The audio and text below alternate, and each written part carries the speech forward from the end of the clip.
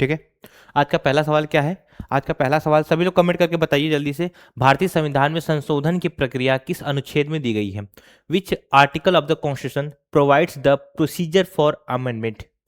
Which article of the Constitution provides the procedure of for amendments? Article 245, Article 248, Article 368, Article 370। Comment करके बताइए जल्दी से कौन सा ऑप्शन करेक्ट है। 20 सेकंड का टाइम आपके पास है।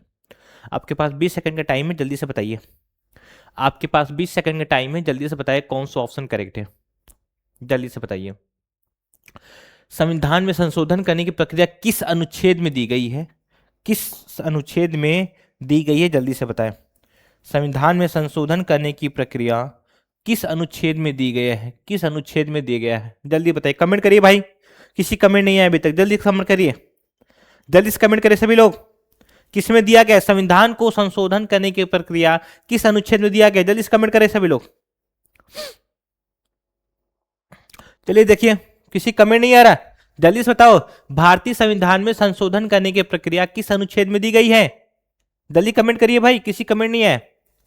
देखिए, आपको पता है भारत के संविधान में भाग 20 में दिया गया है, क्या दिया गया है? भाग 20 में दिया गया है संविधान को संशोधन करने की प्रक्रिया। संविधान को संशोधन करने की प्रक्रिया दिया गया है। संविधान को संशोधन करने की प्रक्रिया दिया गया है किसमें? भारत के संविधान भाग 20 में। ठीक है, किसमें? भाग 20 में संविधान को संशोधन करने की प्रक्रिया दिया गया। किसी कमेंट नहीं है अभी तक, किसी का अभी तक कमेंट नहीं आ रहा है, जल्दी से बताइएगा। चलिए, तो संविधान संशोधन करने की जो प्रक्रिया दिया गया है भारत के संविधान में भाग 20 में दिया गया, जो आर्टिकल 368 के तहत, आर्टिकल 368 के तहत कौन संशोधन करता है? कौन संशोधन करता है? संसद। संसद के पास शक्ति है, संसद के पास शक्ति है कि वो क्या करे? संविधान को संशोधन करे। किसके पास शक्ति है? संसद के, पार्लियामेंट को पावर दिया गया है। पार्लियामेंट के पास पावर है कि वो क्या करे? कॉन्स्टिट्यूशन को अमेंड करे। और ये प्रोसीजर लिया गया है साउथ अफ्रीका के संविधान से। कहां से लिया गया है? दक्षिण अफ्रीका के संविधान से संविधान संशोधन करने की प्रक्रिया ली गई है। दक्षिण अफ्रीका के संविधान से संविधान संशोधन करने की प्रक्रिया ली गई है। संविधान लागू होने के बाद से अब तक संविधान को कुल 106 बार संशोधन किया जा चुका है। संविधान लागू होने से लेकर अब तक संविधान को कुल 106 बार संशोधन किया जा चुका है, जिसमें से 127 संवैधानिक संशोधन बिल चले हैं। संविधान संशोधन बिल 127 तक गए हैं, लेकिन 106 संविधान संशोधन हुआ है। अभी तक कितनी बार संविधान का संशोधन किया गया है? 106 बार संविधान को संशोधन किया गया है, जो कि 3 तरीके से। संविधान को संशोधन करने के 3 प्रकार हैं। संविधान को संशोधन करने के 3 प्रकार है, जिसमें पहला देखोगे आप, आपका ऑर्डिनरी सिंपल मेजोरिटी से यानी साधारण बहुमत से एक होता है। दूसरा स्पेशल मेजोरिटी यानी विशेष बहुमत से। तीसरा होता है special majority plus half of the state से आपको रेक्टिफाई कराना पड़ेगा। यानी 3 तरीके से संविधान को संशोधन कर सकती है संसद। ठीक है, और एक चीज और ध्यान दीजिएगा, जब भी संविधान संशोधन बिल होगा, संविधान संशोधन बिल में कभी भी ज्वाइंट सेटिंग प्रेसिडेंट नहीं बुला सकता है। यानी संविधान संशोधन बिल में ज्वाइंट सेटिंग का प्रोविजंस नहीं दिया गया है। यानी आर्टिकल 108 का प्रयोग नहीं हो सकता। कब? संविधान संशोधन बिल में। ठीक है, संविधान संशोधन बिल में आर्टिकल 108 का प्रयोग नहीं हो सकता। तो इसका करेक्ट ऑप्शन क्या है? ऑप्शन सी इसका करेक्ट है। ऑप्शन सी इसका करेक्ट है। चलिए अगले सवाल पे चलते हैं। निम्न में से किस संशोधन के लिए आधे राज्यों की स्वीकृति आवश्यक होती है?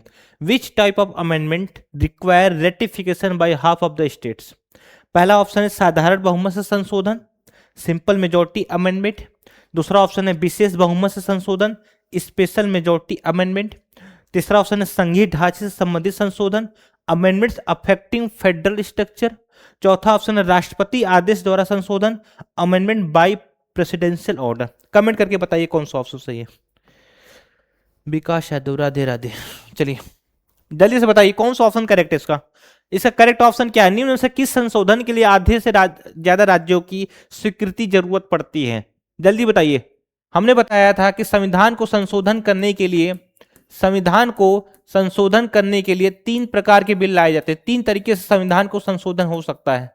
3 तरीके से संविधान को संशोधन किया जाता है। 3 टाइप्स है, जिसमें हम लोग तीसरा टाइप पढ़े थे, जहां पर कहा गया था कि साधारण बहुमत प्लस प्लस प्लस आधे से ज्यादा राज्यों से क्या कराना होगा, रेटिफिकेशन कराना होगा। आधे से ज्यादा राज्यों से क्या कराना होगा, आधे से ज्यादा राज्यों मतलब वहां के विधानसभा से, वहां के विधानमंडल से, वहां के विधानसभा से क्या कराना होगा, उसको अनुमोदन कराना होगा। उसको क्या कराना होगा, अनुमोदन कराना होगा। और विधानसभा क्या करेगी, साधारण बहुमत से 22 सिंपल मेजोरिटी के थ्रू क्या करेगी, उसको रेटिफाई करेगी। सिंपल मेजोरिटी से यानी कि साधारण बहुमत के थ्रू क्या करेगी, रेटिफिकेशन करेगी। किस मामले में, जो फेडरलिज्म से लेना देना है, जिसका भारत के यानी कि संघवाद से लेना देना हो, उस मामले में क्या होता है, आपका इस टाइप का यानी तीसरे प्रकार का जो संशोधन करने का तरीका है वो प्रयोग किया जाता है। तीसरे प्रकार का संशोधन करने का तरीका प्रयोग किया जाता है किससे, संघीय ढांचे से संबंधित के लिए इसका प्रयोग किया जाता है। ठीक है, जैसे एग्जांपल में आप देखोगे 101वां संविधान संशोधन में क्या होता है, आपका जीएसटी काउंसिल यानी जीएसटी का जो संशोधन जीएसटी के लिए लाया गया था, तो वहां पर यही प्रोविजंस का यूज किया गया था। ठीक है, गोपी यादव ऑप्शन सी। ओके सही है गोपी यादव। ठीक है, चलिए अगले सवाल पे चलते हैं। संविधान संशोधन विधेयक को कौन प्रस्तुत कर सकता है, who can introduce a constitution amendment bill. जल्दी बताओ, संविधान संशोधन विधेयक को कौन प्रस्तुत कर सकता है, who can introduce a constitution amendment bill. केवल राष्ट्रपति, ओनली द प्रेसिडेंट, केवल प्रधानमंत्री, ओनली द प्राइम मिनिस्टर, कोई भी संसद, एनी मेंबर ऑफ पार्लियामेंट, या फिर केवल मंत्रिमंडल, ओनली द कैबिनेट। कौन सा ऑप्शन करेक्ट है, जल्दी से बताओ कौन सा ऑप्शन करेक्ट है,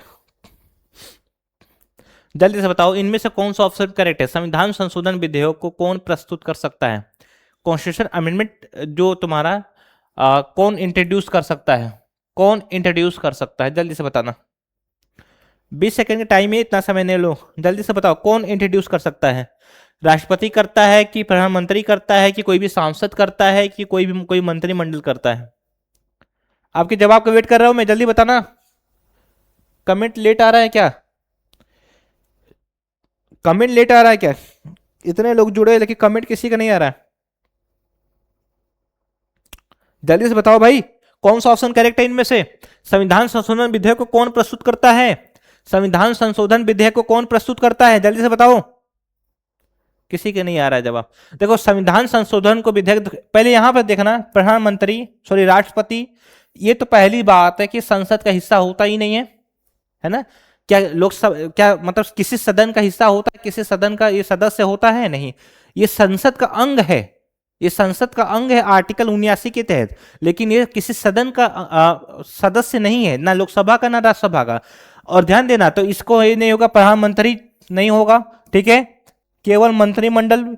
देखो यहां पर दिया है कोई भी सांसद यानी कि लोकसभा और राज्यसभा का कोई भी मेंबर्स, कोई भी सदस्य संविधान संशोधन विधेयक को प्रस्तुत कर सकता है। संविधान संशोधन विधेयक को क्या कर सकता है, प्रस्तुत कर सकता है। संविधान संशोधन विधेयक को प्रस्तुत कर सकता है कौन, कोई भी सांसद, कोई भी मेंबर ऑफ पार्लियामेंट क्या करेगा, संविधान से संबंधित जो संशोधन करना है वो प्रस्तुत कर सकता है। और ध्यान देने वाली बात है, जो संविधान संशोधन विधेयक है, इस विधेयक पर कोई भी ज्वाइंट सेटिंग का प्रोविजन नहीं दिया गया है। संयुक्त सत्र का मतलब क्या होता है, जहां पर लोकसभा और राज्यसभा के बीच में डेडलॉक हो जाए, लोकसभा और राज्यसभा के बीच में डेडलॉक हो जाता है, तो उस स्थिति में क्या होता है, आपका ज्वाइंट सेटिंग, संयुक्त सत्र बुलाया जाता है। राष्ट्रपति बुलाता है, उसकी अध्यक्षता कौन करता है, स्पीकर करता है।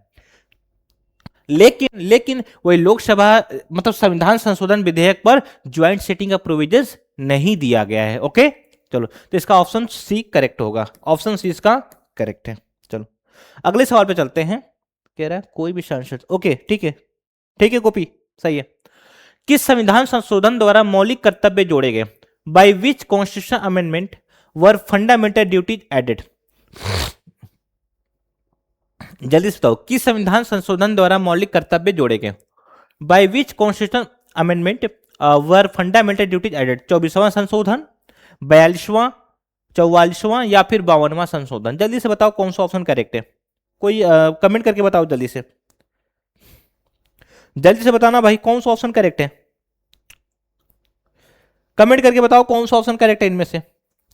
किस संविधान संशोधन द्वारा मौलिक कर्तव्य जोड़े गए, किस संविधान संशोधन द्वारा मौलिक कर्तव्य जोड़े गए, जल्दी से बताना, जल्दी से बताओ।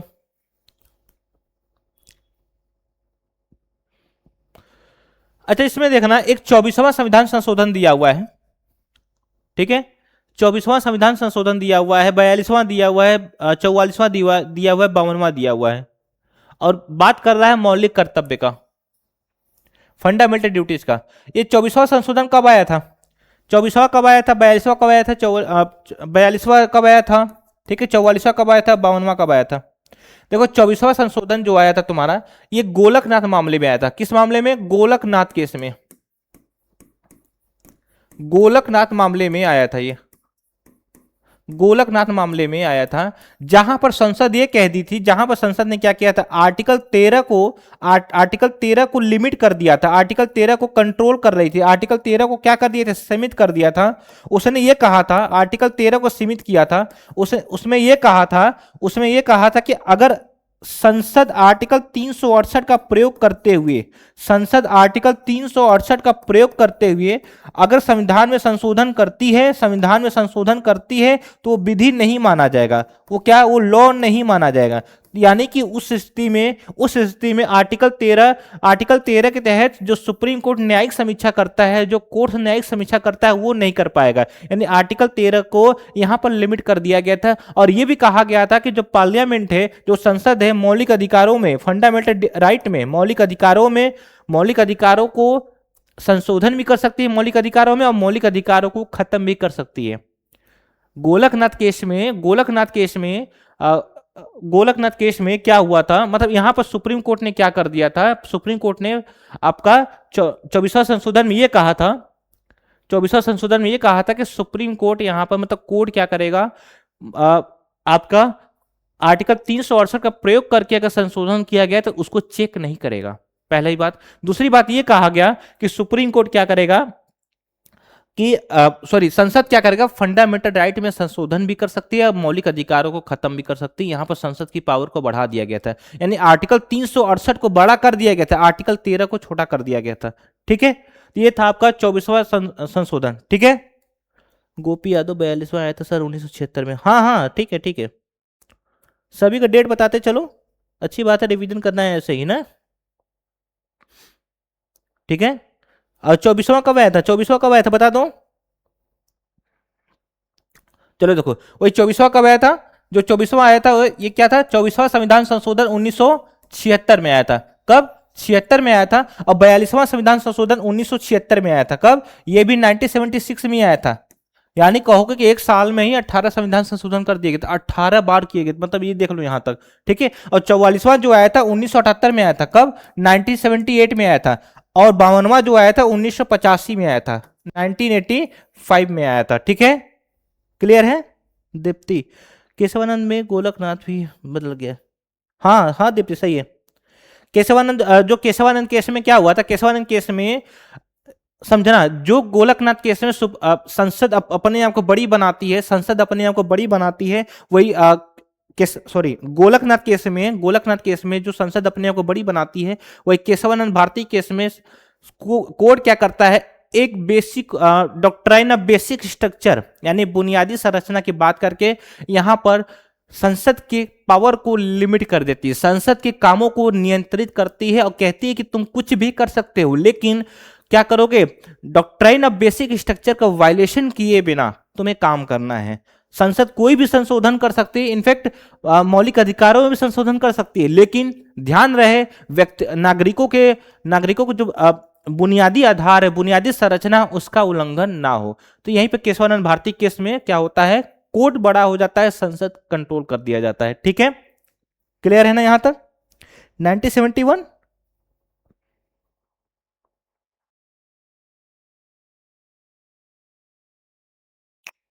ओके, 1978 ओके चलो।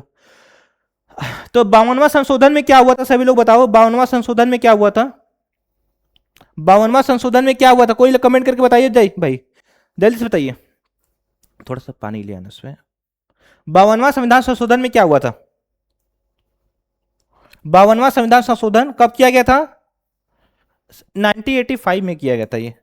इन 1985 में किया था 52वां संविधान संशोधन, जिसमें क्या होता है, 10वीं अनुसूची जोड़ी जाती है। क्या होता है यहां पर? 10वीं अनुसूची जोड़ी जाती है, 10th शेड्यूल जोड़ा जाता है, जिसमें देखोगे दल बदल कानून, दल बदल कानून, इसमें दल बदल यानी कि anti defection law, anti defection law यहीं से बनता है। किसे? 10वीं अनुसूची जोड़ी जाती है, यहीं पर क्या होता है, दल बदल कानून बनाया जाता है। ठीक है, कौन संविधान? 52वां संविधान संशोधन 1985 में। क्लियर है? दल बदल आया। ओके ओके, 10th शेड्यूल में। ठीक है ठीक है दीप्ति, बढ़िया, गजब, बढ़िया, बहुत बढ़िया, बहुत बढ़िया। उसी में देखोगे दल बदल कानून आता है, जहां पर देखोगे तो 101 आर्टिकल 102 और 189 जोड़ दोगे तो 190 और 191। ठीक है, ये क्या करता है यहां पर, मतलब कि अगर कोई सदस्य, कोई संसद का सदस्य, कोई संसद का सदस्य दूसरी मतलब कि दल को बदलता है, अपने पार्टी को बदलता है, उस स्थिति में उस पार्टी क्या करती है, उसे निष्कासित कर सकती है। ठीक है, कब? संसद लेवल पर, यानी कि संघ लेवल पर, केंद्र लेवल पर की बात किया गया। और वही देखोगे राज्य लेवल पर, राज्य लेवल पर जो बात किया गया 190 191 में भी वही चीजें थी। 190 और 91 में भी वही चीजें थी कि कोई भी सदस्य, कोई भी विधान मंडल का सदस्य क्या करता है, पार्टी की नीतियों के खिलाफ जाता है, पार्टी के खिलाफ जाता है, तो उस स्थिति में क्या होगा, उसके ऊपर दल बदल कानून का नियम लगाया जाएगा। ओके, चलो ठीक है। मतदान की आयु 21 से घटाकर 18 वर्ष की संशोधन द्वारा की गई। मतदान की आयु 21 से घटाकर के 18 वर्ष की संशोधन द्वारा की गई। Voting age was reduce from 21 to 18 years by which amendment? जल्दी बताओ, 42वां संशोधन, 44वां, 61वां या फिर 73वां संशोधन? कमेंट करके बताओ, कमेंट करो जल्दी से भाई, जल्दी से कमेंट करो सभी लोग। जो लोग चैनल पर नए आए हैं, जो लोग पहली बार आए चैनल पे, उसको सब्सक्राइब जरूर कर देंगे। ठीक है, जो लोग चैनल पहली बार आए हैं वो चैनल को सब्सक्राइब जरूर कर देंगे और जितना हो सके शेयर जरूर करना। ठीक है ना? मतदान की आयु 21 से घटाकर के 18 वर्ष की संशोधन द्वारा की गई थी। अब किसकी सरकार थी ये बता देना, उस समय किसकी सरकार थी? बता दो ये भी कि उस समय किसकी सरकार थी, जल्दी से बताओ, उस समय किसकी सरकार थी? दीप्ति सही है आपका, सही है।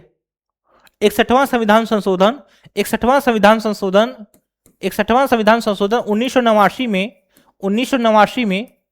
1989 में जो वोटिंग एज था, जो वोटिंग एज 21 साल पहले हो रहा था, जो लोकसभा विधानसभा में जो वोटिंग एज हो रहा था सिटीजन्स का, उसको क्या कर दिया गया, 21 से करके 18 कर दिया गया। किसके? 61st कॉन्स्टिट्यूशन अमेंडमेंट एक्ट 1989, यानी 61वां संविधान संशोधन 1989 के तहत, 1989 के तहत जो 21 साल एज था उसको क्या कर दिया गया, 18 साल कर दिया गया। आप लोग ये कमेंट करके बताओ कि इस समय किसकी गवर्नमेंट थी, किसकी गवर्नमेंट में ऐसा किया गया था? जल्दी से बता दो, जल्दी से कमेंट करो फटाक से। और 42वां संशोधन कब होता है? 1976 में होता है, 1976 में होता है, जहां पर देखोगे इसी को कहा जाता है मिनी कॉन्स्टिट्यूशन ऑफ इंडिया। 42वें संविधान संशोधन को कहा जाता है मिनी कॉन्स्टिट्यूशन ऑफ इंडिया। क्या कहा जाता है? मिनी कॉन्स्टिट्यूशन ऑफ इंडिया कहा जाता है। ठीक है, क्यों? क्योंकि यहां पर देखोगे इसमें कई सारे, इंदिरा गांधी जी की सरकार में इमरजेंसी के टाइम में इन्होंने क्या किया था, अच्छा पूरे अधिकतर संविधान को ही बदल कर रख दिया, जिसमें देखोगे 59 अनुच्छेद में, 59 आर्टिकल्स में क्या किए गए थे, 59 आर्टिकल्स में अमेंड किए गए थे, संशोधन किए गए थे। ठीक है, और 20 नए आर्टिकल जोड़े गए थे, 20 नए आर्टिकल ऐड किए गए थे, 2 नए भाग जोड़े गए थे। 2 नए भाग में देखोगे तो भाग 4A में तुम्हारा फंडामेंटल ड्यूटी, मौलिक कर्तव्य जोड़ा गया था, जो कि सोर्सिंग समिति के रिकमेंडेशन पर, यानी कि सोर्सिंग कमेटी के रिकमेंडेशन पर भाग 4 में मौलिक कर्तव्य जोड़ दिए गए थे। जिसमें 10 मौलिक कर्तव्य जोड़े गए थे। जिसमें कितने मौलिक कर्तव्य जोड़े गए थे? 10 मौलिक कर्तव्य जोड़े गए थे। और 11वां मौलिक कर्तव्य जो था वो 86वें संविधान संशोधन 2002 में जोड़ा गया। 86वें संविधान संशोधन 2002 में आपका शिक्षा का अधिकार जो था, शिक्षा का अधिकार जो था उसको जोड़ा गया। शिक्षा का अधिकार जो था, राइट टू एजुकेशन था, 86वें संविधान संशोधन 2002 में इसको क्या किया गया? जोड़ा गया। वही भाग 14A भी जोड़ा जाता है। भाग 14A भी जोड़ा जाता है, जहां पर प्राधिकरण यानी ट्रिब्यूनल्स को जोड़ा जाता है। किसको? ट्रिब्यूनल्स को जोड़ा जाता है। ठीक है, वही देखोगे तुम्हारे डीपीएसपी में, directive principle of state policy में भी तुम्हारा चेंज होता है। Directive principle of state policy में भी चेंज किया जाता है। और इसमें क्या होता है? और इसमें लोकसभा विधानसभा के जो कार्यकाल पहले 5 वर्ष होता था उसको क्या कर दिया गया? 6 वर्ष कर दिया गया 42वें संविधान संशोधन 1976 के द्वारा। क्लियर है ना? जल्दी बताना। 42वें संविधान संशोधन 1976 के द्वारा इतने सारे और भी चीजें तुम्हारा यहां पर होता है। ठीक है, 44वें संविधान संशोधन कब होता है? 1978 में होता है, जहां पर मोरारजी देसाई जी की सरकार, जो कि भारत के इकलौते वित्त मंत्री जो सबसे ज्यादा बार बजट पेश कर चुके हैं, 10 बार उन्होंने बजट पेश किया हुआ है, उन्हीं की सरकार यानी भारतीय यानी कि जनता पार्टी की सरकार में 1978 में क्या होता है? संशोधन होता है, जो कि इसने क्या किया? संविधान को बचाने का काम किया। अगर कहा जाए 42वें संविधान ने क्या किया? 42वें संविधान संशोधन ने संविधान को बर्बाद किया, मतलब उसको ब्लैक डे फॉर डेमोक्रेसी, ठीक है, लोकतंत्र के लिए काला दिन कहेंगे। लेकिन वो 44वें संविधान संशोधन ने क्या किया? संविधान को बचाया। किसकी सरकार थी? मोरारजी देसाई जी की सरकार थी उस समय। उन्होंने क्या किया? 44वें संविधान संशोधन में उन्होंने क्या किया कि सबसे पहले इमरजेंसी के टाइम में जो आर्टिकल 20 और 21 का सस्पेंड किया जा रहा था, आर्टिकल 20 और 21 को जो सस्पेंड किया जा रहा था, उसको कहा कि किसी भी हालत में, किसी भी तरीके की इमरजेंसी में कभी भी आर्टिकल 20 और 21 जो है सस्पेंड नहीं होगा, यहां पर ही किया गया। और जो लोकसभा विधानसभा का जो कार्यकाल 6 साल कर दिया गया था, उसको वापस 5 साल करते हैं। और जो संपत्ति का अधिकार एक मौलिक अधिकार था, जो संपत्ति का अधिकार एक मौलिक अधिकार था, उसको संशोधन करके आर्टिकल 300A में उठा करके रख देते हैं। आर्टिकल 300A में रख देते हैं, जहां पे इसको संवैधानिक अधिकार बना दिए गए। संपत्ति का अधिकार मौलिक अधिकार ना रह करके क्या बन जाता है? संवैधानिक अधिकार, यानी कि कॉन्स्टिट्यूशनल राइट्स बन जाता है, न कि प्रॉपर्टी राइट्स बनता है। ठीक है, 44वें संविधान संशोधन द्वारा ये चीजें किया गया। और वहीं पे देखोगे राष्ट्रपति को कहा गया कि तुम क्या करोगे? मनी विधेयक को छोड़ करके कोई भी बिल एक बार मतलब आता है तुम्हारे पास, तो तुम्हें एक बार मौका है कि तुम क्या करोगे? रिकमेंडेशन के लिए वापस कर सकते हो। रिकमेंडेशन के लिए संसद के पास वापस कर सकते हो, बशर्ते वो मनी यानी कि धन विधेयक ना हो। ठीक है, तो यहां पर ये चीजें की जाती हैं 44वें संविधान संशोधन 1978 के द्वारा। वही 61वां संशोधन बताया, यहां पर एक चीज होता है कि आपका वोटिंग एज क्या किया जाता है? वोटिंग एज 21 से 18 कर दिया जाता है। राजीव गांधी जी की सरकार में, किसकी सरकार थी उस समय? राजीव गांधी जी की सरकार थी। वही 73वां संविधान संशोधन, 73वां संविधान संशोधन के तहत 73वां संविधान संशोधन 1992 में क्या होता है? 73rd कॉन्स्टिट्यूशन अमेंडमेंट एक्ट 1992 में क्या होता है? पंचायत को शामिल किया जाता है। किसको? पंचायत, सॉरी आपका म्युनिसिपैलिटीज को शामिल किया जाता है। किसको? नगर पालिका को नगर पालिका बनाया जाता है, जहां पे आर्टिकल 213 इसको भाग 9A बनाया जाता है। क्या बनाया जाता है? भाग 9A बनाया जाता है, जिसमें आर्टिकल 243 पी से लेकर के आर्टिकल 243 से लेकर के आर्टिकल 243 ZG तक दिया गया नगर पालिका यानी म्युनिसिपैलिटी, नगर पालिका, नगर निगम, नगर निकाय का यहां पर ये चीजें प्रोविजंस दी गई 73वां संविधान संशोधन 1992 में। ओके, चलो अगले सवाल पे चलते हैं फटाक से। संपत्ति के अधिकार को मौलिक अधिकार से हटाने वाला संशोधन कौन सा है? Which amendment remove right to property from fundamental rights? 42वां संशोधन, 44वां, 52वां या फिर 86वां संशोधन? जल्दी से बताओ दीप्ति। ओके, जल्दी बताना सभी लोग, कमेंट करो। कमेंट किसी का नहीं आ रहा, कमेंट किसी का नहीं आ रहा। 1 मिनट कमेंट किया रहो, मैं पानी लेकर के आता हूं, 1 मिनट।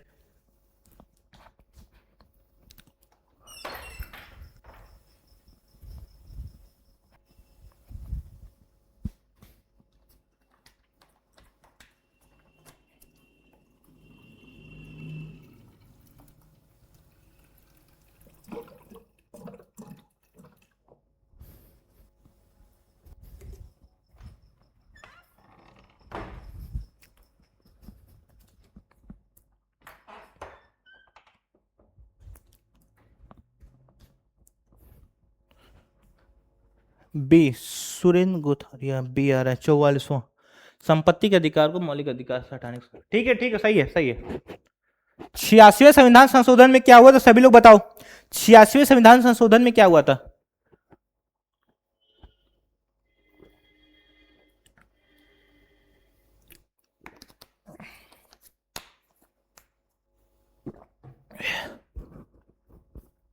चलो ठीक है, 86वें संविधान संशोधन में क्या हुआ था जल्दी से बताना। 86th कॉन्स्टिट्यूशन अमेंडमेंट एक्ट क्या हुआ था इसमें? किसी कमेंट नहीं है, जल्दी से बताओ किस क्या हुआ था इसमें, जल्दी बताना क्या हुआ था। 86th कॉन्स्टिट्यूशन अमेंडमेंट एक्ट 2002 में क्या होता है, इसमें क्या होता है, आर्टिकल 21A जोड़ा जाता है। आर्टिकल 21A एक नया आर्टिकल जोड़ा जाता है जहां पे शिक्षा का अधिकार, जहां पे शिक्षा का अधिकार को क्या बना दिया जाता है, मौलिक अधिकार बना दिया जाता है। 6 से 14 वर्ष के बच्चों के लिए, 6 से 14 वर्ष के बच्चों के लिए, 6 to 14 ईयर्स के बच्चों के लिए क्या किया जाता है, इसको मौलिक अधिकार बनाया जाता है। शिक्षा के अधिकार को क्या बना देता है, मौलिक अधिकार बना देता है आर्टिकल 21A में। ठीक है, और वही और क्या होता है, और वही और क्या होता है, मौलिक कर्तव्य के तौर पर भी, मौलिक कर्तव्य के तौर पर इसको मौलिक कर्तव्य के तौर पर इसे 11वां मौलिक कर्तव्य बनाया जाता है 86 संविधान संशोधन 2002 में, यानी शिक्षा के अधिकार को, राइट टू एजुकेशन के क्या किया था, 11वां मौलिक कर्तव्य बना दिया जाता है, 11वां मौलिक कर्तव्य बना दिया जाता है। और साथ ही में डीपीएसपी में भी सभी लोग कमेंट करके बताना कि डीपीएसपी में यानी कि राज्य के नीति निर्देशक तत्वों में किस आर्टिकल में शिक्षा का अधिकार लिखा गया है, कमेंट करके बता दो सभी लोग। ठीक है, चलो अगले सवाल पे चलते हैं। एजुकेशन, ओके 86 CA2, ओके ठीक है दीप्ति, बहुत बढ़िया, शाबाश। ओके, और लोग कमेंट नहीं कर रहे हैं भाई, और लोग क्या कर रहे हैं। पंचायती राज्य को संवैधानिक दर्जा किस संशोधन से मिला, पंचायती राज्य को संवैधानिक दर्जा किस संशोधन से मिला, जल्दी से बताओ। पंचायती राज्य को संवैधानिक दर्जा किस संशोधन से मिलता है, कमेंट करना जल्दी से। पंचायती राज्य को संवैधानिक दर्जा किस संशोधन से मिलता है, देखो आर्टिकल 243, आर्टिकल 243 ए से लेकर के, आर्टिकल 243 ए से लेकर के आर्टिकल 243 ओ तक दिया हुआ है। ऑप्शन गलत है क्या इसमें, ऑप्शन गलत है ना, इसमें ऑप्शन गलत है ना, सी, सी आ भी गया। अच्छा अच्छा अच्छा अच्छा, सॉरी सॉरी सॉरी, ठीक है। नहीं, गलती है, एक मिनट, पंचायती राज की बात कर रहा, एक मिनट। अच्छा, पिछले वाले में मैंने 73वां लिख दिया था शायद ना, वो 74वां होगा, सॉरी, उसको करेक्ट कर लेना, उसे करेक्ट कर लेना, ठीक है। पिछले वाले में 74वां लिख दिया था, सॉरी। तो यहां पर 73वां संविधान संशोधन, 73rd कॉन्स्टिट्यूशन अमेंडमेंट एक्ट 1992 में, 1992 में क्या होता है, 73वां संविधान संशोधन 1992 में पंचायती राज्य सिस्टम को, पंचायती राज्य को पंचायत को क्या किया जाता है, शामिल किया जाता है। 73वां संविधान संशोधन आर्टिकल 243 ए से लेकर के आर्टिकल 243 ओ तक, आर्टिकल 243 ए से लेकर के आर्टिकल 243 ओ तक 73वां संविधान संशोधन जो है कि आपका 1992 में किया गया। और 74वां संविधान संशोधन 1992 में यहाँ पर क्या होता है, आपका म्युनिसिपैलिटी यानी नगर पालिका की स्थापना की जाती है, जो कि आर्टिकल 243 यहाँ ओ तक था। यहाँ पर आर्टिकल 243 पी से लेकर के, आर्टिकल 243 पी से लेकर के आर्टिकल 243 जेड जी तक था, आर्टिकल 243 जेड जी तक था, ठीक है। वही देखोगे 97वां संविधान संशोधन, 97वां संविधान संशोधन 2011, ठीक है, जिसमें क्या होता है, एक नया भाग जोड़ा जाता है जिसको कहते हैं पार्ट 9B, पार्ट 9B जोड़ दिया जाता है, पार्ट 9B जोड़ दिया, जहां पर कोऑपरेटिव सोसाइटीज की बात की है, सहकारी समितियां की बात की जाती है, ठीक है, जो कि आर्टिकल 243 जेड एच से लेकर के आर्टिकल 243 जेड टी तक था, आर्टिकल 243 जेड टी तक था, ठीक है, आर्टिकल 243 जेड टी तक था, ठीक तो है सर। 73 नहीं नहीं, पिछले वाले में ना, जो पिछला वाला सवाल था दीप्ति, जो पिछला वाला सवाल था उसमें मैंने कुछ मिस्टेक्स किया था।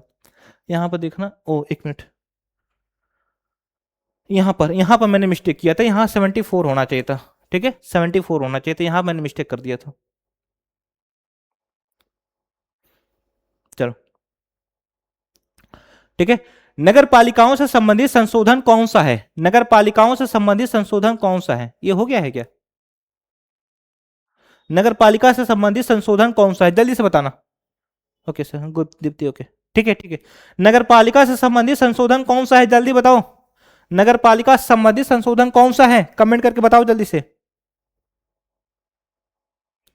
नगर पालिका से संबंधित संशोधन कौन सा है, किसी को आ रहा तो अच्छी बात है। 73वां हम लोग रिवीजन कर चुके हैं, 74वां भी देख चुके हैं, 86वां भी देख चुके हैं। 91वां संशोधन को बताना, 91वां संशोधन को बताओ, 91वां संशोधन कौन सा होगा? डी भाई, नगर पालिका ये सुरेंद्र, सुरेंद्र भाई अब क्या कर रहे हो? डी ऑप्शन कैसे हो सकता है करेक्ट इसमें से, बताओ आप। डी ऑप्शन कैसे करेक्ट हो सकता है? अभी जस्ट पीछे हम लोग देखे थे, अभी जस्ट पीछे देखा गया है, इतना मतलब इतना जल्दी भूल जाओगे? गोपी यादव सही है, 74वां होगा इसका करेक्ट ऑप्शन, ठीक है। आप लोग बताओ 91वां संविधान संशोधन क्या हुआ था, कब हुआ था ये बताना। 91वां संविधान संशोधन कब हुआ था, जल्दी से बताओ। वेट कर रहा हूं कमेंट का, तुम्हारे कमेंट का वेट कर रहा हूं मैं, जल्दी बताना। जो लोग चैनल पर पहली बार हैं वो जितना हो सके चैनल को शेयर जरूर करना, ठीक है। आप लोगों की ड्यूटी है कि जितना हो सके अपने दोस्तों में रिश्तेदारों तक चैनल को पहुंचाए। 91st मंत्रिपरिषद की संख्या, हाँ ठीक है, कब किया गया था, कब किया गया था?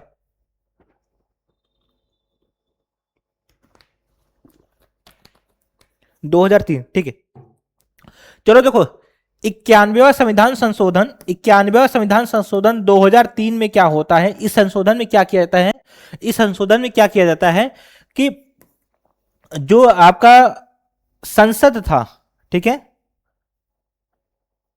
केंद्र लेवल पे बात करते हैं, जो आपका केंद्र सरकार थी, जो केंद्र सरकार है और जो राज्य सरकार है,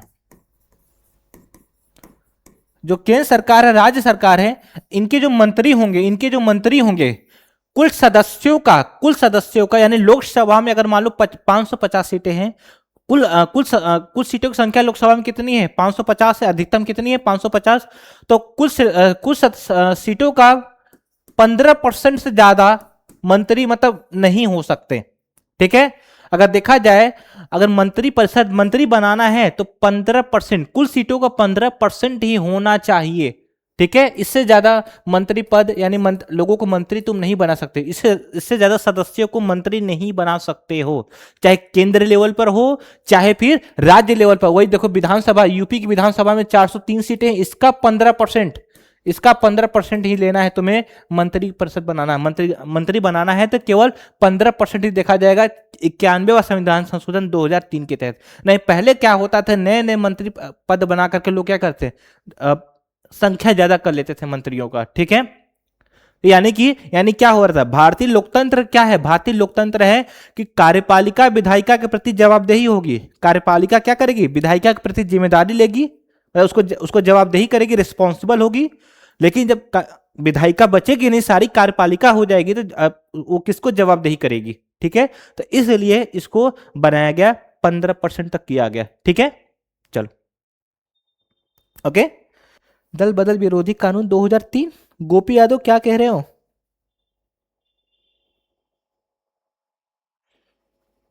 दल बदल विरोधी कानून ये तुम्हारा 10th शेड्यूल 52वां संविधान संशोधन 1985 में आया था भाई।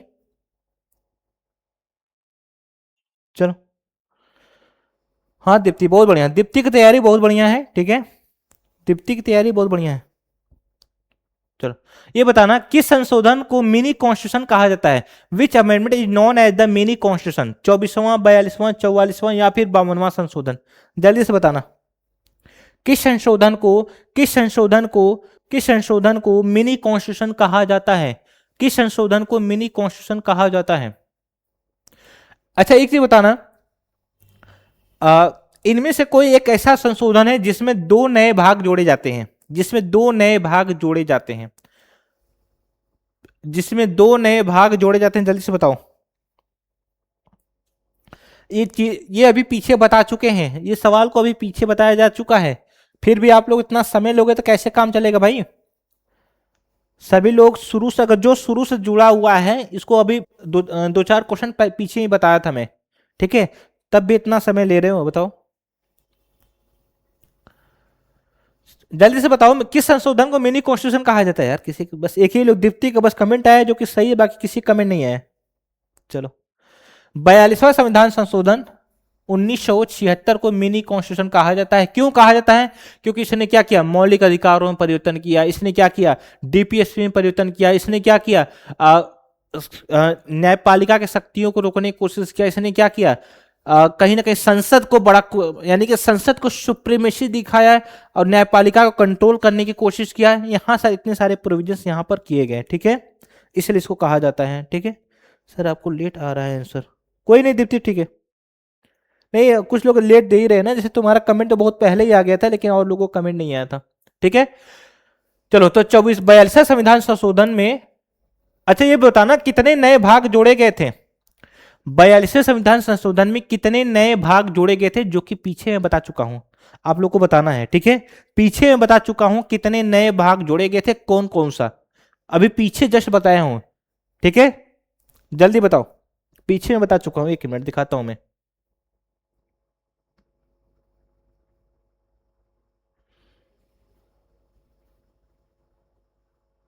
जल्दी से बताओ, कमेंट करो तब तक, मैं देख रहा हूं, अभी पीछे बताया हूं मैं यार, कहाँ चला गया भाई तू, इसी में होना चाहिए, देखना, देखना पीछे में मैंने बताया था ये, इसको देखो, ये बताया हूं, ठीक है, और एक और बताया था ये, नहीं नहीं, हाँ ये, नहीं नहीं ये नहीं था, कहाँ गया यार, चलो फिर से बता देता हूँ मैं, मिल नहीं रहा, हाँ ये रहा, ये रहा, दो भाग को मैंने बताया था, ठीक है।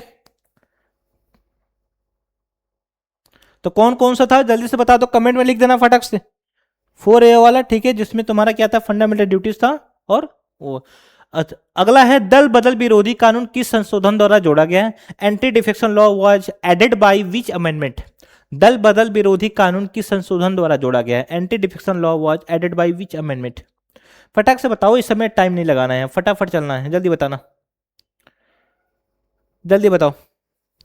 दल बदल विरोधी कानून किस संशोधन द्वारा जोड़ा गया है, दल बदल विरोधी कानून किस संशोधन द्वारा जोड़ा गया है, जल्दी से कमेंट करके बताओ, जल्दी से कमेंट करके बताना कि दल बदल विरोधी कानून किस संशोधन, दीप्ति का आ गया है, बहुत बढ़िया, ठीक है, किस संशोधन द्वारा, 52वां संशोधन 1900, एक मिनट 52वां था, क्या आया है, गोपी यादव, ठीक है ठीक है ठीक है,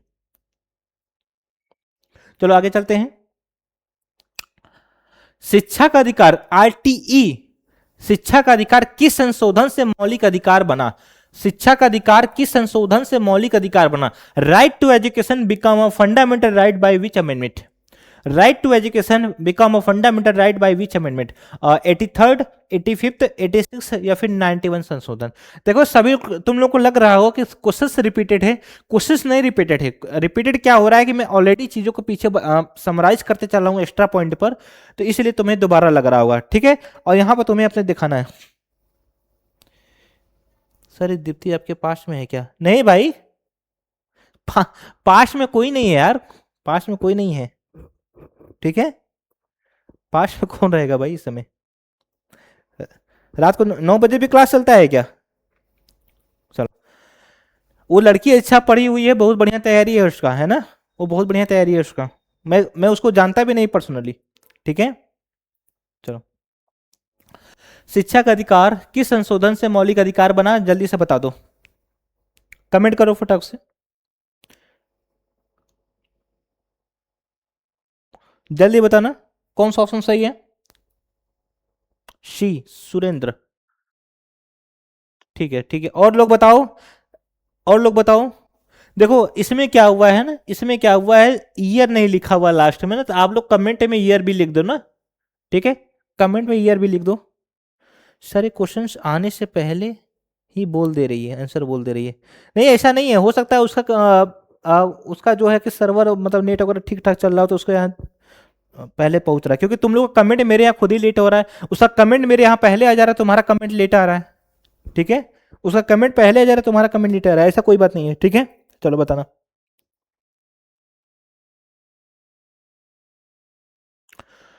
शिक्षा का अधिकार किस संशोधन से मौलिक अधिकार बना? 86 संविधान संशोधन, 86 कॉन्स्टिट्यूशन अमेंडमेंट एक्ट 2002 से, 86 संविधान संशोधन 2002 से, ठीक है। चलो अगले सवाल पे चलते हैं जल्दी से। राष्ट्रीय न्यायिक आयोग एनजेएसी किस संशोधन से संबंधित है? The national judicial appointments commission NJAC is related to which amendment? जल्दी से बताओ, राष्ट्रीय न्यायिक आयोग किस संशोधन से संबंधित है? राष्ट्रीय न्यायिक आयोग किस संशोधन से संबंधित है? जल्दी बताओ, राष्ट्रीय न्यायिक आयोग किस संशोधन से संबंधित है? कमेंट करके बताओ फटाक से, जल्दी बताना, कमेंट करके बताओ, कमेंट करके बताओ कौन सा ऑप्शन सही है। राष्ट्रीय न्यायिक आयोग किस संशोधन से संबंधित है? 97वां, 98वां, 99वां या फिर 101वां संशोधन? जल्दी बताओ, राष्ट्रीय न्यायिक आयोग किस संशोधन से संबंधित है? चलो देखो, 97वां संविधान संशोधन, सॉरी क्या बोल रहा हूं मैं, देखो जो एनजेएसी क्या है, एनजेएसी क्या है, 99वें संविधान संशोधन, 99वें संविधान संशोधन 2014 में, ठीक है। 99, किसी कमेंट नहीं आया अभी तक है, नहीं पता है क्या किसी को? चलो कोई बात नहीं। 99वां संविधान संशोधन 2014 में क्या होता है? 99वां संविधान संशोधन 2014 में क्या होता है, ठीक है, 2014 में क्या होता है?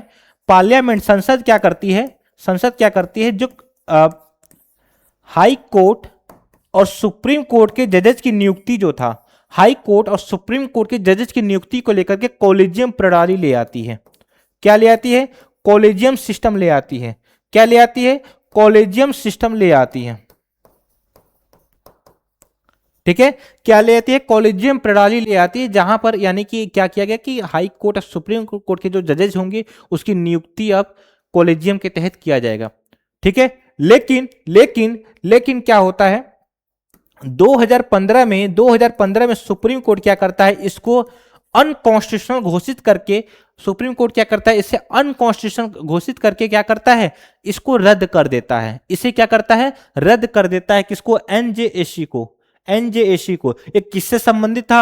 एक किससे संबंधित था? सुप्रीम कोर्ट और हाई कोर्ट के जजेस की नियुक्ति को लेकर के, जहां पे कॉलेजियम प्रणाली लाया गया था। क्या लाया गया था? कॉलेजियम सिस्टम को लाया गया था कि हमें नियुक्ति कैसे करनी है सुप्रीम कोर्ट और हाई कोर्ट के जजेस को, ठीक है। तो कब? 99वां संविधान संशोधन 2014 के तहत इसको लाया गया था, लेकिन 2015 में इसको क्या किया? सुप्रीम कोर्ट ने रद्द कर दिया, ठीक है, डिलीट कर दिया। सीधी सी बात है, अनकॉन्स्टिट्यूशनल घोषित कर दिया कि यह संविधान के खिलाफ है, ठीक है।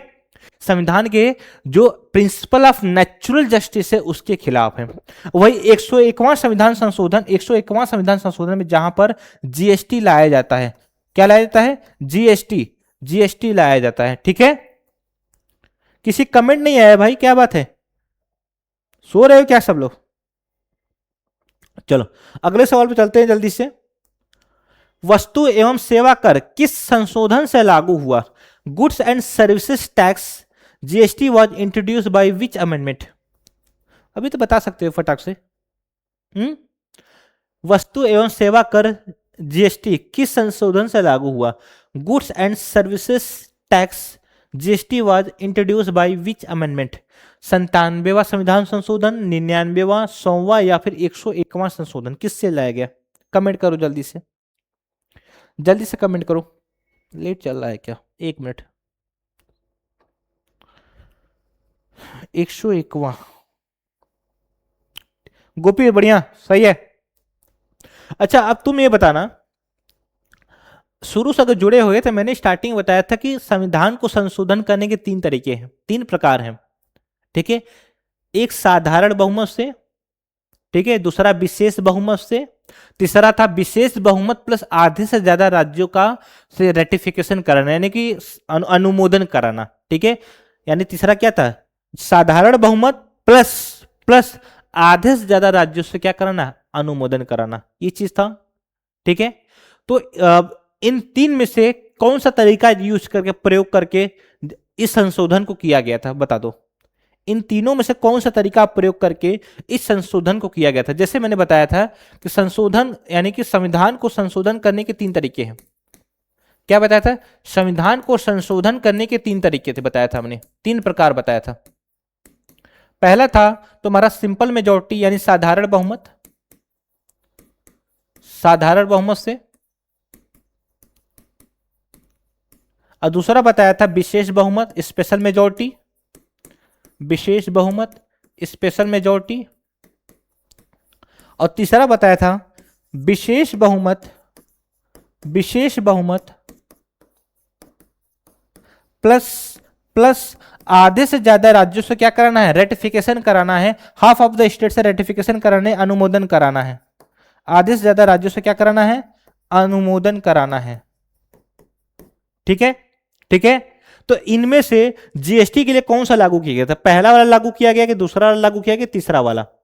देखो ये साधारण बहुमत, विशेष बहुमत, ये तीसरा वाला जो बहुमत है ये यूज किया जाता है किसके लिए, संघवाद से संबंधित विषयों के लिए, किसके लिए, फेडरलिज्म से रिलेटेड, फेडरलिज्म से रिलेटेड विषयों के लिए, यानी संघवाद से संबंधित आपका सब्जेक्ट के लिए इसका यूज करते हैं। वही जीएसटी जो था, जीएसटी एक ऐसा विषय था जो कि क्या करता, केंद्र और राज्य दोनों को प्रभावित कर रहा था, केंद्र और राज्य दोनों को प्रभावित करता है।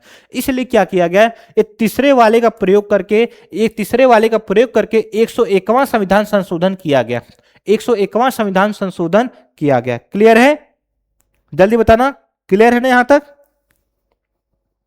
ठीक है, तो 101वां संविधान संशोधन, 101वां संविधान संशोधन जो किया गया कब, 2016 में किया गया। कब किया गया, 2016 में 101वां संविधान संशोधन किया गया, जो कि असम राज्य था, असम पहला राज्य बना, असम पहला राज्य बनता है जहां पर उसने क्या किया, जीएसटी को समर्थन करते हुए लागू किया, असम पहला राज्य बनता है। क्लियर है, चलो अगले सवाल पे चलते हैं, अगले सवाल पे चलते हैं।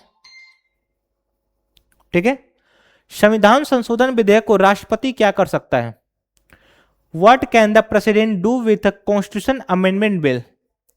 संविधान संशोधन विधेयक को राष्ट्रपति क्या कर सकता है, what can the president do with a constitution amendment bill. Veto लगा सकता है, कैन एक्सरसाइज वीटो, पुनर्विचार के लिए लौटा सकता है, कैन रिटर्न फॉर रिकंसिडरेशन, केवल स्वीकृति दे सकता है, कैन ओनली गिव असेंट, अध्यादेश जारी कर सकता है, कैन प्रोमलगेट ऑर्डिनेंस। कौन सा ऑप्शन सही है, कमेंट करना, कमेंट करके बताओ कौन सा ऑप्शन सही है, जल्दी बताओ,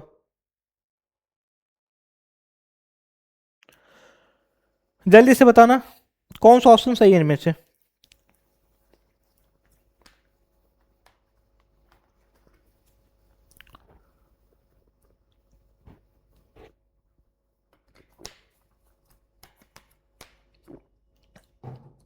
देखो सभी लोग, उससे मैं बार बार कह रहा हूं, गलत या सही पार्टिसिपेट जरूर करो। ठीक है, अपनी कमियां ऐसे पता चलता है, एकदम साइलेंट रहने से नहीं पता चल पाएगा।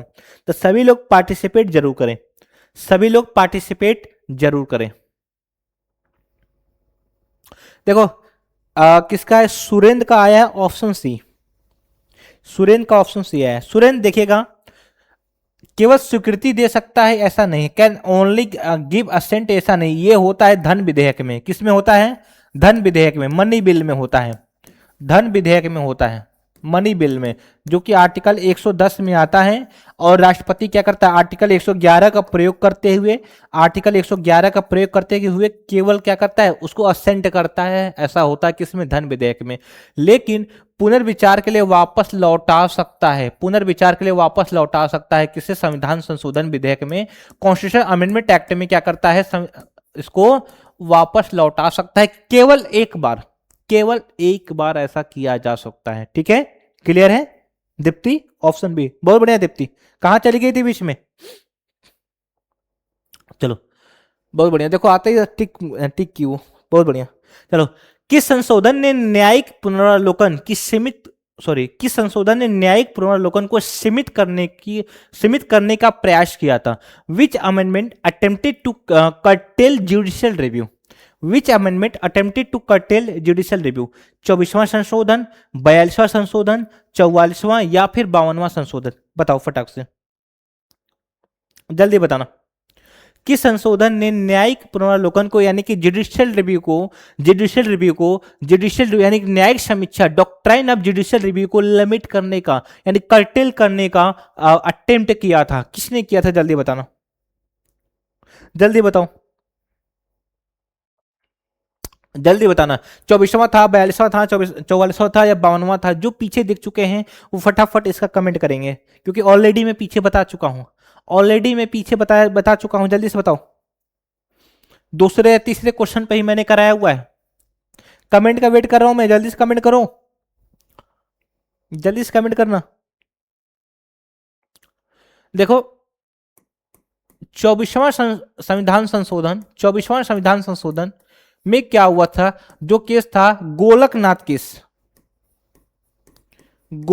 केस में क्या किया गया था? गोलकनाथ केस में क्या किया गया था? इसमें judicial review, doctrine of judicial review, article 13 को डाउन करने का यानी कि कंट्रोल करने का, सीमित करने का प्रयास किया गया था। किसको? आर्टिकल 13 को, जिसमें क्या लिखा हुआ है? न्यायिक समीक्षा का सिद्धांत। क्या दिया हुआ है? न्यायिक समीक्षा का सिद्धांत दिया गया है। और ये न्यायिक समीक्षा का सिद्धांत किस देश के संविधान से लिया गया है? न्यायिक समीक्षा का सिद्धांत किस देश के संविधान से लिया गया है? डॉक्ट्राइन ऑफ जुडिशियल रिव्यू लिया गया है आपके यूएसए के संविधान से। किसके? यूनाइटेड स्टेट ऑफ अमेरिका के संविधान से लिया गया है, जो आर्टिकल 13 में लिखा गया है। आर्टिकल 13 क्या करता है? जुडिशरी को न्यायिक समीक्षा का सिद्धांत देता है, जहां पर संसद ने क्या किया था? आर्टिकल 368 का प्रयोग करके इसको लिमिट करने का कोशिश किया था। यह कहा था कि आर्टिकल 368 के तहत जो भी काम किया जाएगा, आर्टिकल 13 उसको समीक्षा नहीं करेगा, उसको चेक नहीं कर सकता, उसको रिव्यू नहीं कर सकता। यहां पर यह कहा गया था किसको? 24वां संविधान संशोधन के तहत। ओके, क्लियर है ना? चलो, अगला सवाल है, किस संविधान संशोधन द्वारा दिल्ली को राष्ट्रीय राजधानी क्षेत्र एनसीटी का दर्जा मिला? Which constitutional amendment granted Delhi the status of NCT यानी नेशनल कैपिटल टेरिटरी? 68वां संशोधन, ठीक है, 69वां, 70वां या फिर 71वां संविधान संशोधन? कमेंट करके बताओ फटाक से, बढ़िया क्वेश्चन है, जल्दी बताना, कमेंट करके बताओ किसके तहत हुआ था, जल्दी से बताओ। 69वां दीप्ति का आ गया। दीप्ति, वाकई में तुम्हारे पास सर्वर कोई ऐसा है क्या कि तुम्हारे यहाँ फटाक से पहुंच जा रहा है, और बच्चों को लग रहा है और लोगों को लग रहा है कि तुम यहाँ पर बैठ कर क्लास ले रही हो, फटाफट जवाब दे जा रहे हो? क्या बात है भाई? मतलब क्या, कौन सा तुम वाईफाई नहीं, एलन मस्क का वाईफाई यूज कर रहे हो क्या, जो मेरे यहाँ क्वेश्चन चलने से पहले, या फिर मेरे सिस्टम को हैक कर लिया है? जल्दी से बताओ क्या बात है।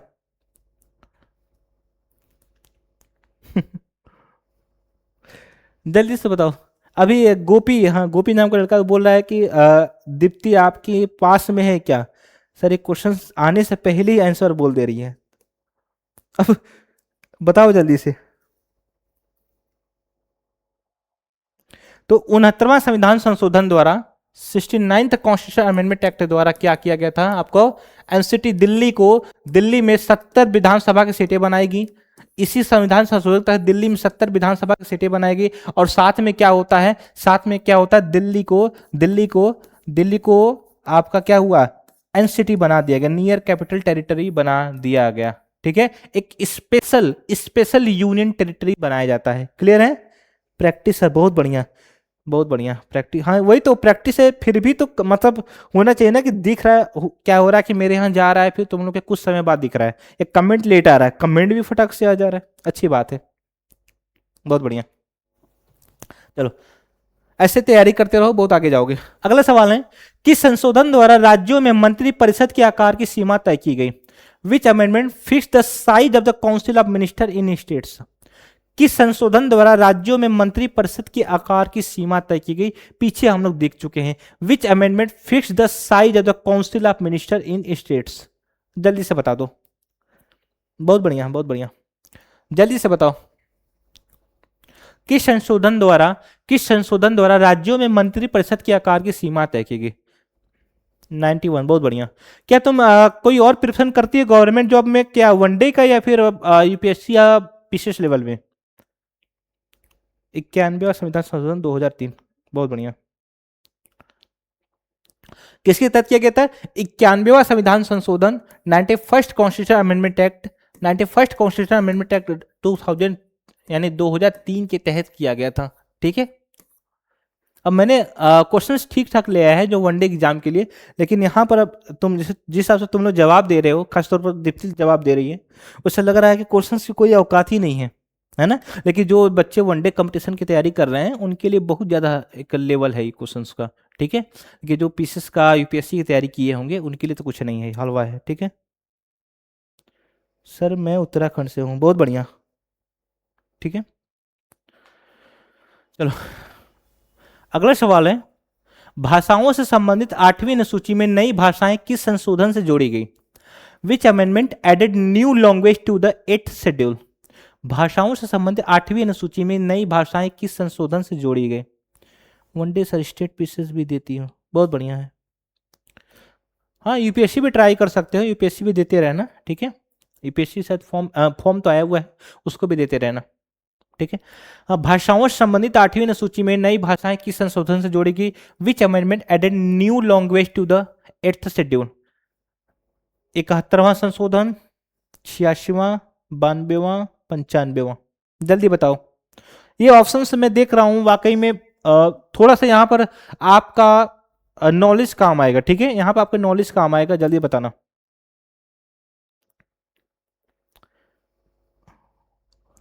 वेट कर रहा हूं कमेंट का, बाकी सब लोग सो गए, रात ज्यादा हो गया है क्या?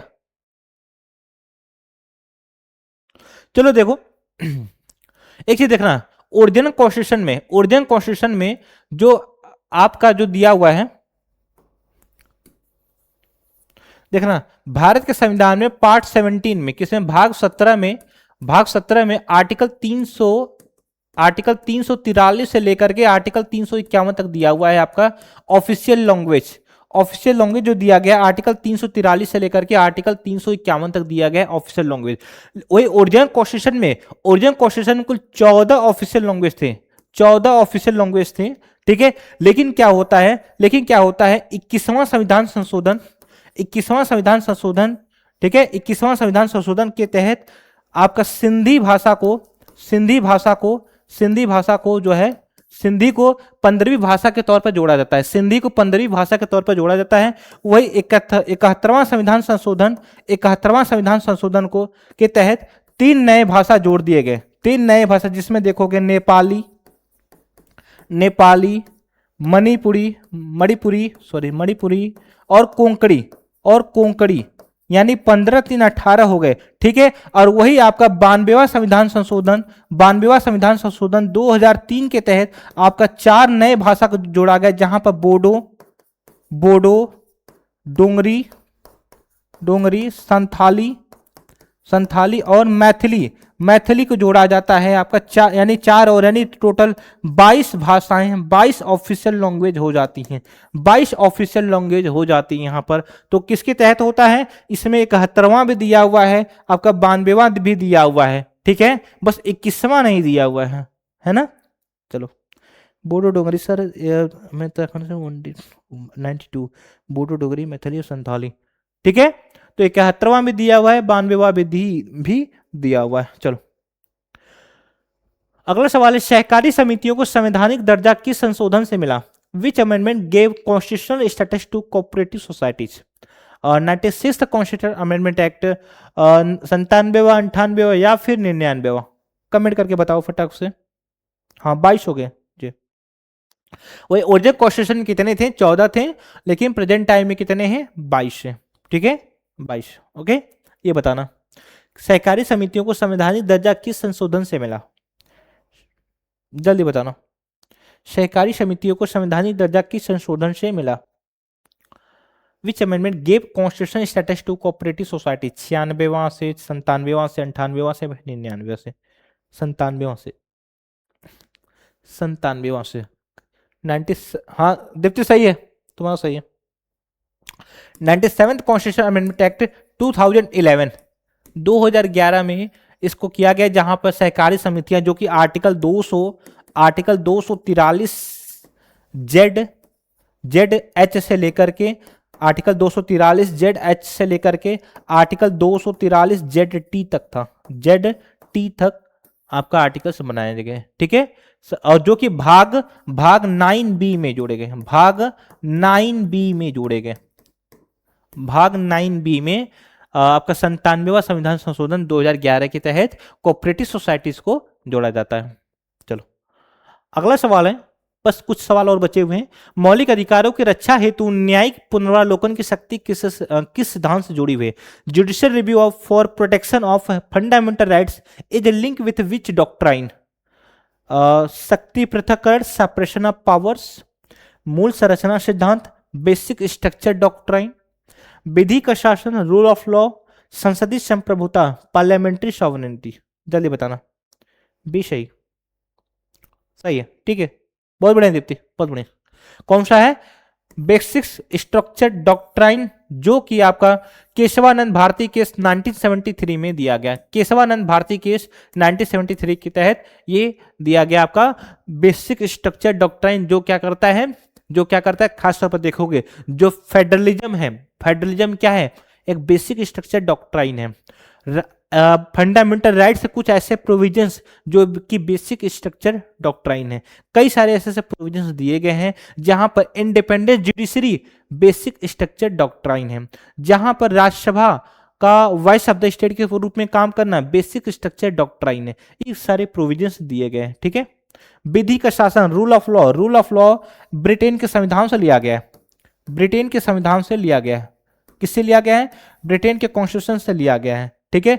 पार्लियामेंट्री सॉवरेनिटी हमारे यहाँ पे नहीं है, पार्लियामेंट्री सॉवरेनिटी नहीं है, क्योंकि ये चेक्स एंड बैलेंस होता है, इसको चेक्स एंड बैलेंस किया जा सकता है। इसको जुडिशरी क्या करती है? चेक्स एंड बैलेंस के तौर पर के कॉन्सेप्ट पर हमारा पार्लियामेंट्री डेमोक्रेसी काम करती है, ठीक है। Separation of powers, separation of powers क्या दिया हुआ है?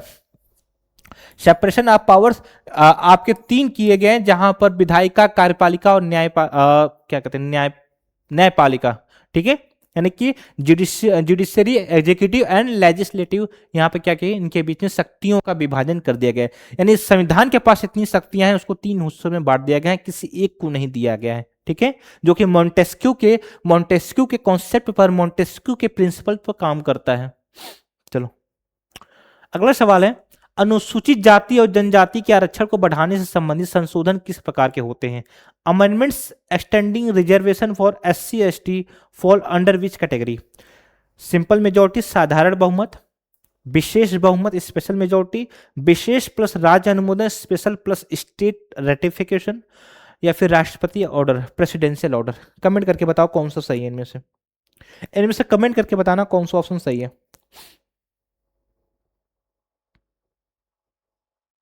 जल्दी से बताओ, किसी कमेंट नहीं आया, जल्दी से बताओ, तुम्हारे कमेंट का वेट कर रहा हूं मैं, तुम्हारे कमेंट का वेट किया, जरा जल्दी बताना।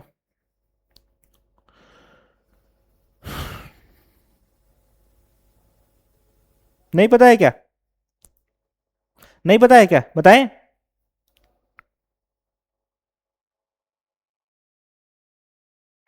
चलो देखो, 104वां संविधान संशोधन 2019 में आर्टिकल 334 में अमेंड किया गया। आर्टिकल 334 में अमेंड करके लोकसभा और विधानसभा में SC ST के सीटों का, SC ST के लिए लोकसभा और विधानसभा में SC ST के लिए रिजर्वेशन बढ़ाया गया। रिजर्वेशन बढ़ाया जाता है 10 वर्ष के लिए, 10 वर्ष के लिए। अब यहां से देखना, लोकसभा, विधानसभा, लोकसभा विधानसभा दोनों दिया हुआ है, यानी कि ये फेडरलिज्म के कॉन्सेप्ट पे काम करेगा। और हमने अभी पीछे बताया कि जब भी संघवाद से संबंधित संशोधन करना होगा तो तीन प्रकार के संविधान संशोधन होते हैं। पहला होता है साधारण बहुमत, दूसरा होता है विशेष बहुमत, तीसरा होता है विशेष प्लस राज्य अनुमोदन, यानी आधे से ज्यादा राज्यों से क्या कराना होगा, रेटिफिकेशन कराना होगा। और यही क्या करता है, संघवाद से संबंधित है। किससे संबंधित है, संघवाद से संबंधित है। और यहां पर हमने देखा कि लोकसभा विधानसभा की बात कर रहा है, तो जाहिर सी बात है ऑप्शन सी इसका करेक्ट होगा। ऑप्शन सी क्या इसका करेक्ट होगा, शिवानी राजपूत, ऑप्शन बी। शिवानी राजपूत काफी लेट जुड़ी हो, अभी को सुबह हुआ है क्या, हो सकता है तो लोग नाइट पे पढ़ने वाले स्टूडेंट हो, है ना। 9 बजे से खाना खाकर खाली हो जाना है, 9:30 से पढ़ाई स्टार्ट कर देना है, ठीक है। दीप्ति सी लग रहा है, बहुत बढ़िया दीप्ति, सही था तुम्हारा। यानी सीधी सी बात है कि जहां भी लोकसभा विधानसभा का डिस्कशन आया, यानी वो क्या हुआ, फेडरलिज्म के कॉन्सेप्ट पे काम कर रहा है, यानी संघवाद के विषय पे आ गया, संघवाद से संबंधित तुम्हारा तीसरा होगा, ठीक है। चलो आगे चलते हैं। लोकसभा एवं विधानसभा में SC/ST आरक्षण की अवधि बढ़ाने वाला नवीनतम संशोधन किस श्रेणी में आता है? The latest amendment extending SC/ST reservation in Lok Sabha and assemblies belongs to which category? जल्दी से बताना कौन सा ऑप्शन सही है। पॉलिटिकल अमेंडमेंट, राजनीतिक संशोधन, अस्थायी संशोधन टेम्पररी अमेंडमेंट, समय सीमा संशोधन टाइम लिमिट अमेंडमेंट, संरचनात्मक संशोधन स्ट्रक्चरल अमेंडमेंट। बताओ फटाक से, जो पीछे देखा होगा सवाल को उसके बेस पर तुम कर जाओगे। बता दो जल्दी से कमेंट में, जल्दी से कमेंट में बताओ।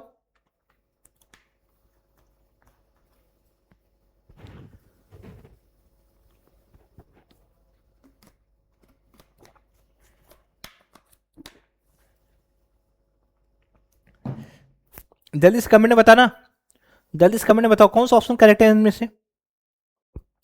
लोकसभा में विधानसभा में SC/ST आरक्षण की अवधि बढ़ाने वाला नवीनतम संशोधन किस श्रेणी में आता है? अभी हमने बताया था कि 10 वर्ष के लिए बढ़ाया गया है ना, बताया था कि नहीं, 10 वर्ष के लिए बढ़ाया गया है। बताया क्या था, 10 वर्ष के लिए बढ़ाया गया, 10 वर्ष के लिए बढ़ाया गया। तो समय सीमा संशोधन,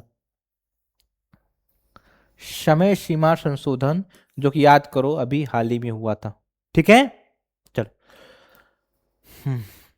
अगला है, संविधान संशोधन विधेयक को किस सदन में पहले प्रस्तुत करना अनिवार्य है? In which house must constitution amendment bill be first introduced? बताओ in which house. Option C Deepti का सी है, टाइम लिमिट पे सही है। In which house must constitution amendment bill be first introduced?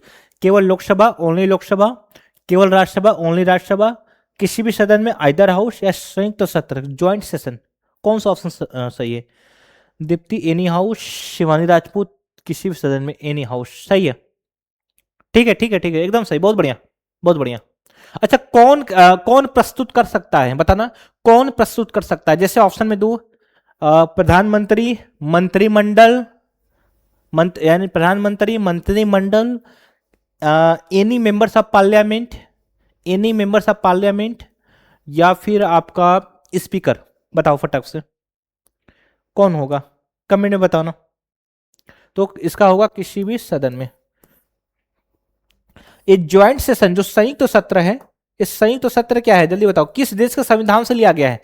ये किस देश के संविधान से लिया गया है ज्वाइंट सेशन, और किस आर्टिकल में रखा गया है, किस आर्टिकल में रखा गया है, और किस देश के संविधान से लिया गया है, और इसका पहली बार प्रयोग कब हुआ था? इसका पहली बार प्रयोग कब हुआ था? बताओ कमेंट में जल्दी से, कमेंट में बताओ इसका पहली बार प्रयोग कब किया गया था? Joint session, joint session. और इसकी अध्यक्षता कौन करता है? इसकी अध्यक्षता कौन करता है, और ज्वाइंट सेशन को बुलाता कौन है? ज्वाइंट सेशन को बुलाता कौन है? दीप्ति आर्टिकल 108, बहुत बढ़िया, आर्टिकल 108 में रखा गया है, ठीक है। और बताओ किस देश के संविधान से लिया गया है ज्वाइंट सेशन? किस देश के संविधान से 3 बार हुई है ज्वाइंट सेटिंग? बहुत बढ़िया दीप्ति। शिवानी राजपूत का आया है आर्टिकल 108, सॉरी, अच्छा दोनों लोग का आ गया है, ठीक है। 3 बार हुआ है ज्वाइंट सेटिंग, ठीक है, 3 बार हुआ है। पहली बार कब हुआ था बताना, पहली बार कब हुआ था?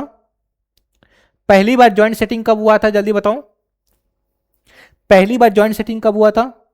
बैंकिंग डाउरी पहली बार कब किया गया था ये बताना मुझे, किस केस में किया गया था, किस मामले में किया गया था, किस मामले में किया गया था, इसकी अध्यक्षता कौन करता है, इसकी अध्यक्षता कौन करता है, प्रेसिडेंट बुलाएगा बट लीड उसको स्पीकर करता है, लीड मतलब उसकी अध्यक्षता करता है, ठीक है, ठीक है। इसमें हुआ था डॉवरी प्रोहिबिशन एक्ट, दहेज प्रतिषेध अधिनियम 1961 में, किसमें, डॉवरी प्रोहिबिशन एक्ट 1961 में इसका प्रयोग किया जाता है, ज्वाइंट सेटिंग का प्रयोग किया गया था, सॉरी, ज्वाइंट सेटिंग का प्रयोग किया गया था 1961 में दहेज प्रतिषेध अधिनियम पर, यानी जब लोकसभा राज्यसभा के बीच में डेडलॉक हो गया था, जब संघर्ष हो रहा था, तो उस समय क्या किया था, इसका प्रयोग किया गया था ज्वाइंट सेटिंग का।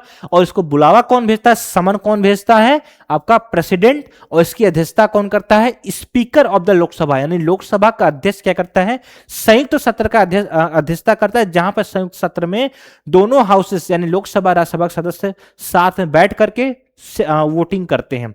और ध्यान देना, संविधान संशोधन विधेयक पर, संविधान में संशोधन विधेयक पर ज्वाइंट सिटिंग का, संयुक्त सत्र का प्रयोग नहीं किया जाता है, ठीक है, ज्वाइंट सिटिंग का प्रयोग संविधान संशोधन विधेयक पर नहीं किया जाता है, ये ऑर्डिनरी बिल में होता है, ठीक है, बस ऑर्डिनरी बिल में होता है, मनी बिल में इसका जरूरत ही नहीं पड़ता। अगर धन विधेयक में इसका जरूरत पड़ गया तो इसका मतलब सरकार के पास बहुमत नहीं है लोकसभा में, तुरंत उसको रिजाइन करना पड़ेगा,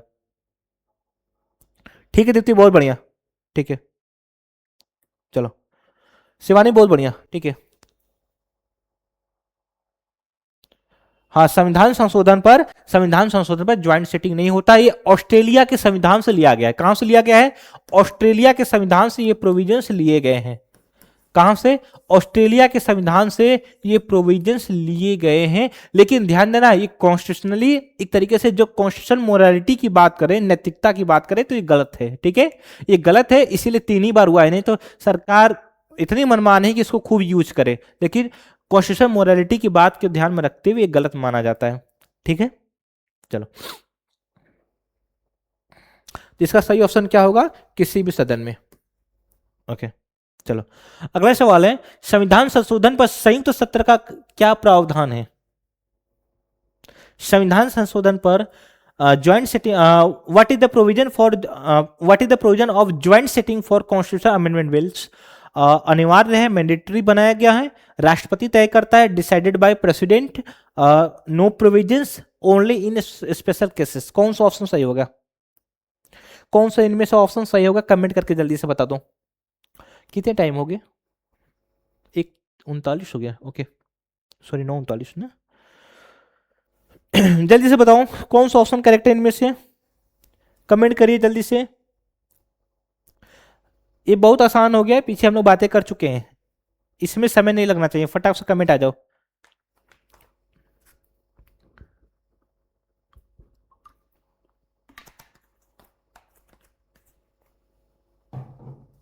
हम्म, कौन सा है, पूछा ज्वाइंट सिटी का कोई प्रोविजंस है क्या, संविधान संशोधन पर ज्वाइंट सिटी कोई प्रोविजंस है क्या, दीप्ति ऑप्शन डी, और ये शिवानी राजपूत का ऑप्शन सी, शिवानी तुम्हारा ऑप्शन सही है, ठीक है, ऑप्शन सी, कोई प्रावधान नहीं, अभी मैंने पीछे बताया था कि संविधान संशोधन पे इसका कोई प्रोविजंस ही नहीं, कोई जरूरत ही नहीं है, ज्वाइंट सिटीजन क्या जरूरत है, मतलब क्या है, ऑप्शन डी चुनने के रीजन क्या था इसमें, पीछे भी हम लोग डिस्कस कर चुके थे कि इन कोई भी प्रोविजन इसका जरूरत नहीं पड़ता है, इसमें ज्वाइंट सेटिंग की जरूरत नहीं पड़ता है संविधान संशोधन पे, ठीक है, चलो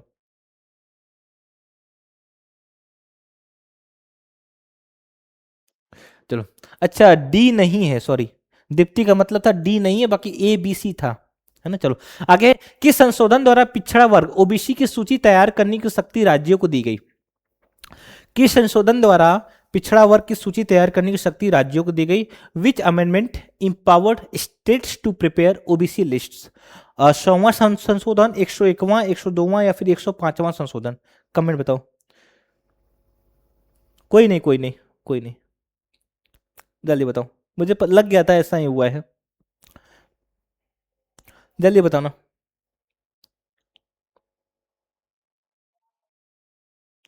किस संशोधन पर ऐसा किया गया था, किस संशोधन पर पिछड़ा वर्ग, यानी कहा गया है कि ओबीसी के लिए आपको लिस्ट बनाना है, ओबीसी के लिए लिस्ट तैयार करना है। ये किसकी जिम्मेदारी दी गई थी, राज्यों को जिम्मेदारी दी गई थी, राज्यों को जिम्मेदारी दी गई थी। किस संशोधन पर किया गया था, बता दो फटाक से, किस संशोधन पर किया गया था, जल्दी से बता दो। 102 द्वितीय, बहुत बढ़िया, बहुत बढ़िया। वही तो तुम्हारे अच्छे अच्छे क्वेश्चंस का जवाब आ रहे हैं ना। 102वां संविधान संशोधन 102nd कॉन्स्टिट्यूशन अमेंडमेंट एक्ट 2018 के तहत, 2018 के तहत, 2018 में क्या हुआ, 102वां संविधान संशोधन करके ये काम किए गए। तो कौन सा ऑप्शन है, ऑप्शन सी करेक्ट है, ऑप्शन सी करेक्ट है। चलो आज का लास्ट क्वेश्चन है, आज का लास्ट क्वेश्चन है, ठीक है। हाँ दीप्ति सही है, आज का लास्ट क्वेश्चन है, ये बताना। आज का लास्ट क्वेश्चन है ईडब्ल्यूएस आरक्षण से संबंधित संशोधन कौन सा है, which amendment is related to EWS reservation. जल्दी बताओ, आज का लास्ट है, जल्दी बताना। ईडब्ल्यूएस से संबंधित फटाक से हो जाना चाहिए इसको। ना ना ना ना ना ना ना ना। चलो देखो, 103वां संविधान संशोधन से होता है, ऑप्शन सी इसका करेक्ट है। 103वां संविधान संशोधन से होता है, 104 नहीं होगा, क्या है मतलब, 103वां संविधान संशोधन से हुआ, ठीक है। तो क्या ईडब्ल्यूएस क्या दिया गया था इसमें, 10% रिजर्वेशन दिया गया था जनरल कैटेगरी के लोगों के लिए। 103वां संविधान संशोधन 2019 में किया गया था, जहां पर आर्टिकल 15 और आर्टिकल 16 में संशोधन किए गए थे। आर्टिकल 15 और आर्टिकल 16 में भी संशोधन किए गए थे, आर्टिकल 15 और आर्टिकल 16 में भी संशोधन किए गए थे। 103वां संविधान संशोधन 2000, हाँ 104 एंग्लो इंडियन के लिए, जो कि आपका जहां पे 2 सीटें राष्ट्रपति नियुक्त करता था लोकसभा के, और 1 सीटों के लिए आपका जो आर्टिकल 104 जो था एंग्लो इंडियन के लिए था ना, आर्टिकल 331 के तहत राष्ट्रपति 2 सीटों के लिए राज्यसभा के लिए नॉमिनेट करता था, और आर्टिकल 333 के तहत गवर्नर करता था 1 सीटों के लिए, कहां पे, विधानसभा के लिए, है ना। तो इसको रोक दिया गया, ठीक है। चलो, तो कैसा लगा आपको आज का सेशन, कैसा लगा, सवाल कमेंट करके जरूर बताएं, अपना फीडबैक दीजिए। और हटा दिया इनको, हाँ दीप्ति बहुत बढ़िया, अपना फीडबैक जरूर दीजिए, और जितना हो सके हमें सपोर्ट करिए, आप लोगों को सपोर्ट का बहुत ज़रूरत है। और अपने दोस्तों तक, अपने परिवार तक, अपने रिश्तेदारों तक हमारे चैनल को जरूर पहुंचाएं। आप लोग को ऐसा ही कंटेंट दिया जाएगा, करंट अफेयर से रिलेटेड हो, चाहे इकोनॉमी हो, जियोग्राफी हो, पॉलिटी हो, हिस्ट्री हो, सभी पोर्सन सबको यहाँ पर दिया जाएगा अच्छे से, ठीक है। तो जितना हो सके उतना शेयर जरूर करिएगा, ठीक है, और वीडियो को लाइक जरूर कर देना, ठीक है। वीडियो को लाइक कर दीजिए सभी लोग। चलो तो मिलते हैं नेक्स्ट सेशन में, थैंक यू सो मच। मिलते हैं नेक्स्ट सेशन में कुछ नए सवालों के साथ, थैंक यू सो मच।